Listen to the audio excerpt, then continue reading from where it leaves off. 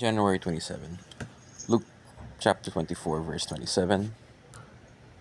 And beginning with Moses and all the prophets, he explained to them what was said in all the scriptures concerning himself. Alright, magandang maligayang araw sa ating lahat. Ako si Auron John Lamanabang. Itong tatalakayin sa araw na ito na sino ang sentro ng Biblia at anong biblical theology. So, ang biblical theology is a discipline of theological study that seeks to understand and interpret the Bible as a unified, coherent story of God's redemptive plan throughout history. No? It emphasizes the progressive revelation of God's truth, focusing on how different parts of the Bible contribute to His overarching narrative.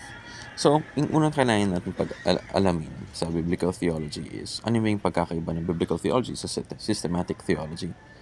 So, systematic theology, pag meron kang isang topic na tinitignan, no?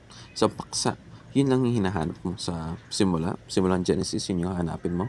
So, kung yung usapan ay tungkol kay Jesucristo, kung usapan ay tungkol sa, sabihin natin, blessings of God, titignan mo or promises of God, titignan mo muna from Genesis hanggang sa Revelation kung saan ano yung mga blessings ng Diyos, o ano kaya yung kung ano kaya yung paksa na pinili mo na hinahanap mo. Yun yung systematic theology, hinahanap mo yung order at yung connection nun, no? At yung biblical theology naman, yung story, the entirety of the story, biblical theology as a whole, na ano ba yung tinatalakay nito, ano ba yung kwento nito, no? Ano ba yung pinapakita nito ng Biblia? Ano ba yung punto, no? Ito yung story na kaugnayan ng story ni Moses, story ni David, story ni Solomon, lahat ng story na ito na patungo sa story ni Jesucristo, no? So, yung mga kailangan natin alamin pagdating sa biblical theology, no, is that the Bible is one unified story, no? Hindi ito bastang hiwalay-hiwalay na pwede natin intindihin na sa tuwing binasa natin yung kay Moses, hindi na applicable to sa bandang New Testament, no? Na parang, okay, parang ang hirap naman sundin nitong, di ba? Parang iba yung rules dito, biglang nag-iba yung rules dito sa New Testament. Hindi. The Bible is one unified, coherent story, di ba? Kagaya ng sinabi natin, coherent, chronological, may connection, may kaugnayan sa isa't isa, no? Hindi ito, kung pwedeng basahin natin verse by verse lang na isa-isa, na pag binuklat mo yung Biblia, naghanap ka ng isang verse, tapos yun na yun. Hindi ganun yun. The Bible is one unified story. As such, you must understand it as such too, no? Kailangan maintindihin ito bilang one unified story and read it as well, as like that.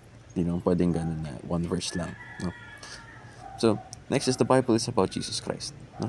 One unified story about Jesus Christ and the redemptive plan of God for us.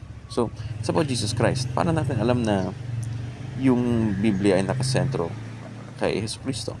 Dahil siya rin ang nag-interpret na the Bible speaks about Him. The Bible is prophesied about Him. The Bible is, the Bible, He interpreted the Bible as such.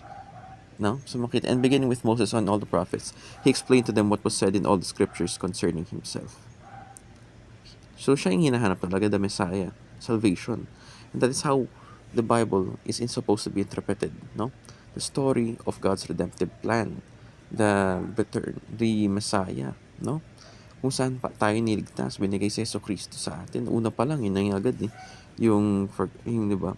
Kung nung nabuo na yung mundo, but alam niya mapapatungo tayo sa kapamakan, He gave His one and only Son so that we would not perish, no?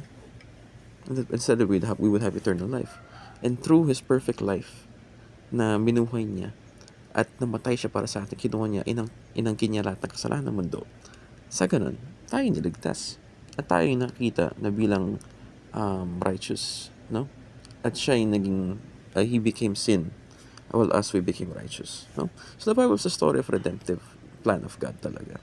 So yun lamang, salamat po sa pakikinig at mabuhay.